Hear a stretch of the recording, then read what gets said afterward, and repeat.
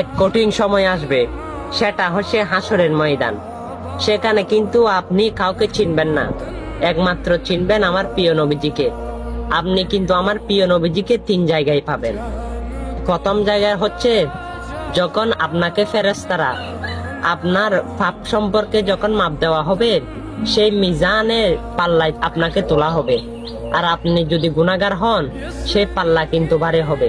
আর ফেরেশতারা আপনাকে ধরে নিয়ে জাহান্নামের দিকে নিয়ে যাইতে থাকবে। তখন আমার প্রিয় নবীজি দেখবে, আপনাকে ডাক দেবে। তখন ফেরেশতাকে জিজ্ঞেস করবে, হে ফেরেশতা, আমার উম্মতকে কোথায় নিচ্ছ? ফেরেশতারা বলবে, ইয়া রাসূলুল্লাহ, তার পাপ কিন্তু বেশি, তাই তাকে জাহান্নামে দিচ্ছি। তখন আমার প্রিয় নবীজি আপনাকে আবার নিয়ে আসলো, এসে মিজানের পাল্লায় তুললো। আমার প্রিয় নবীজির আঙ্গুলটা আপনার পাল্লার মধ্যে দিল, আপনার নেকির পাল্লা ভারী হয়ে গেল। হ্যাঁ, সে মুসিবতের সময় একমাত্র আমার প্রিয় নবীজিকে পাবেন। আর সেই নবীজির হাদিসগুলো বাণীগুলো মানুষের কাছে পৌঁছাবেন। অবশ্যই সেই নবীর সুপারিশ আপনিও পাবেন।